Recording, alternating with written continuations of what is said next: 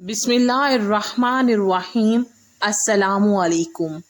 मोहतरम नाज़रीन, आज की वीडियो अहम इसलिए है कि इसमें वालिदे गिरामी हुस्नैन करीमैन दामादे नबी शोहरे जिगर गोशाए रसूल अबू तालिब के लाल हैदर करार हजरत सैयदना मौला अली की पैदाइश से कबल रहमे मादर से जुड़े वाक़यात आपको बयान करने वाले हैं।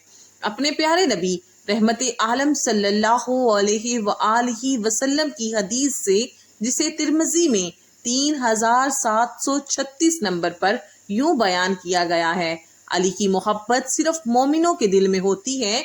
मोमिन ही सिर्फ अली से मोहब्बत कर सकता है। ये मुनाफिक के बस की बात है ही नहीं कि वो अली से मोहब्बत कर सके। इसलिए मोमिन और मुनाफिक के दरमियान फर्क करने का मायार मुस्तफ़ा सल्लल्लाहु अलैहि वसल्लम ने अता फरमा दिया।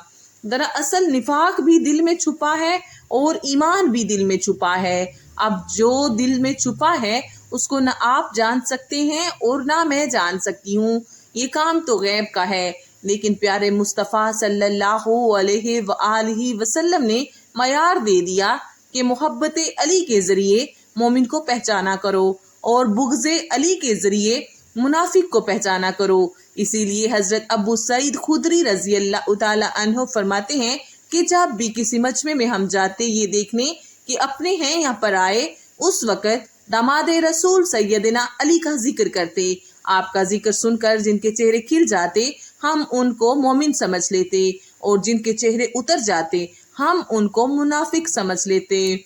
मुफस्सरीन लिखते हैं कि जिस वक़्त हजरत सैयदना अली की अभी विलादत नहीं हुई थी, उस वक़्त हजरत अली के वालिद मोहतरम हजरत अबू तालिब एक सफ़र पर रवाना हुए, और वो सफ़र यमन का सफ़र था। आप यमन के सफ़र पर तशरीफ़ ले गए। जब आप वहाँ पहुँचे तो वहाँ आपको किसी ने बताया कि यमन में कोई शख्स है जिसकी उम्र बहुत ज़्यादा है। वो आसमानी किताबों का आलिम है। अल्लाह ने उसे आसमानी किताबों के अलूम अता किए हैं।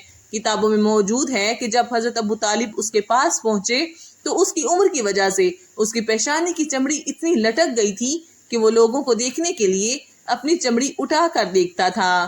300 साल का शख्स कितनी उम्र वाला होगा। जैसे ही हजरत अबू तालिब पहुंचे, उस शख्स का नाम मुशरम बताया जाता है।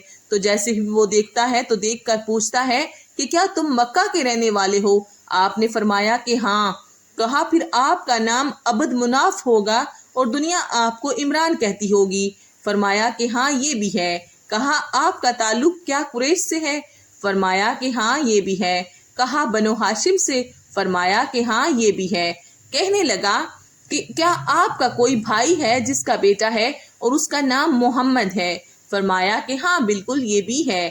कहने लगा कि अगर मैं गलती पर नहीं हूँ तो मैं ये ज़रूर कहूँगा कि उसकी उम्र 30 साल के करीब हो गई है, क्योंकि हमने आसमानी किताबों में पढ़ा है कि आखिरी नबी की उम्र जब 30 साल को पहुंचेगी तो अल्लाह उसके चचा के घर में एक बेटा पैदा करेगा, उसका नाम अली होगा।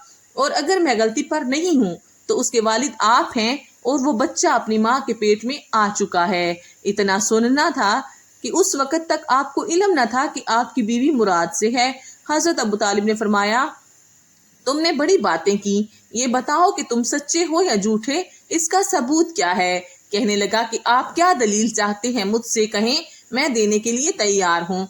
हजरत अबू तालिब ने फरमाया कि ये जो दरख्त है ये खुश्क है, इसके लिए दुआ करो कि ये हरा हो जाए और इसमें अभी फल पैदा हो जाए। उसने दुआ की तो वो हरा भी हो गया और फल भी पैदा हो गया।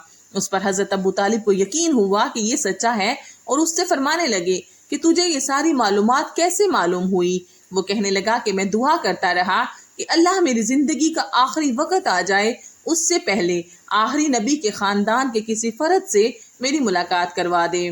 प्यासे से पानी की कदर पूछो, भूखे से खाने की कदर पूछो। वो शख्स हजरत अबू तालिब से कहने लगा, ए अबू तालिब, मैं तो वहाँ जा नहीं सकता। जब आप वहाँ जाएं तो हजूर सल्लल्लाहु अलैहि वसल्लम से कहना कि मैं उन पर ईमान लाता हूँ और उनकी तस्दीक करता हूँ।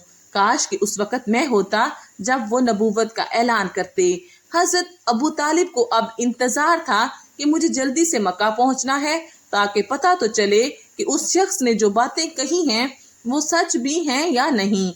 जैसे ही माल फरोख्त हुआ, आप वापस मक्का पहुँचे اور فاطمہ بنت اسد سے ملاقات کی، اور فاطمہ بنت اسد نے پہلی بات یہی کہی کہ مبارک ہو، گھر میں کسی کی آمد ہونے والی ہے۔ میر سید محمد بالگرامی کے حوالے سے جب مولائے کائنات اپنی ماں کے پیٹ میں تھے اور اللہ کے رسول صلی اللہ علیہ وآلہ وسلم اپنے چچا کے پاس تشریف لاتے اور حضرت فاطمہ بنت اسد وہاں موجود ہوتی تو اس وقت وہ رسول اللہ صلی اللہ علیہ وآلہ وسلم کے استقبال کے لیے اٹھ کھڑی ہو جاتی۔ حالانکہ پیٹ میں آنے سے پہلے ایسا کبھی نہیں تھا، لیکن اب جب بھی آپ نبی کریم کو دیکھتی اٹھ کر کھڑی ہو جاتی۔ ایک دن حضرت ابو طالب نے پوچھا کہ جب بھی محمد آتے ہیں تم کھڑی کیوں ہو جاتی ہو؟ تو حضرت فاطمہ بنت اسد کہتی ہیں کہ جب بھی محمد صلی اللہ علیہ وآلہ وسلم آتے ہیں تو میرے پیٹ میں جو بچہ ہے وہ اس قدر قوت لگاتا ہے کہ مجھے اٹھ کر کھڑے ہو جانا پڑتا ہے۔ ماں کے پیٹ میں جس کی قوت کا یہ عالم ہے تو دنیا میں آنے کے بعد اس کی طاقت و قوت کا عالم کیا ہوگا۔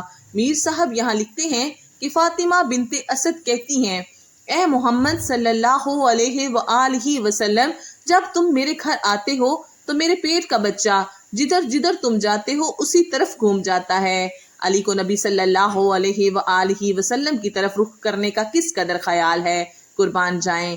یہاں ثابت ہوا کہ علی تو ماں کے پیٹ سے معرفت لے کر اسی لیے حضور اقدس صلی اللہ علیہ وآلہ وسلم کا اس قدر احترام کرتے ہیں۔ حضور صلی اللہ علیہ وآلہ وسلم نے فاطمہ بنت اسد کو فرمایا، جو چہرہ میری طرف گھومتا رہتا ہے اللہ اسے اور بزرگی عطا فرماتا ہے۔ سبحان اللہ۔ مولائے کائنات حضرت سیدنا علی کو اللہ تعالیٰ نے یہ شان اور منصب عطا فرمایا کہ حضرت حاجی ثناء اللہ پانی پتی رحمت اللہ علیہ اپنی شہرہ آفاق تفسیر مزخری میں لکھتے ہیں، جب حضرت علی کی پیدائش نہ ہوئی تھی اس وقت بھی جب خالق کائنات نے آپ کی روح تخلیق کی تو آپ کو رسول اللہ کا بھائی، جنتی سرداروں کا باپ اور شیر خدا چن لیا گیا تھا۔ آخر میں اللہ رب العزت سے یہی دعا ہے کہ اللہ پاک ہمیں بھی حضرت علی رضی اللہ تعالی عنہ جیسا عشق حضرت محمد صلی اللہ علیہ وآلہ وسلم سے کرنے کی توفیق عطا فرمائے، آمین۔ امید کرتی ہوں آپ کو آج کی ویڈیو اچھی لگی ہوگی۔ ویڈیو اچھی لگے تو ویڈیو کو لائک اور اس طرح کی اسلامی، اصلاحی اور معلوماتی ویڈیوز دیکھنے کے لیے میرے یوٹیوب چینل کو سبسکرائب کیجیے۔ دعاؤں میں یاد رکھیے گا، اپنا بہت خیال رکھیے گا۔ اجازت دیجیے، اللہ حافظ، اللہ نگہبان۔ اللہ پاک آپ سب کا حامی و ناصر ہو، آمین ثم آمین یا رب العالمین۔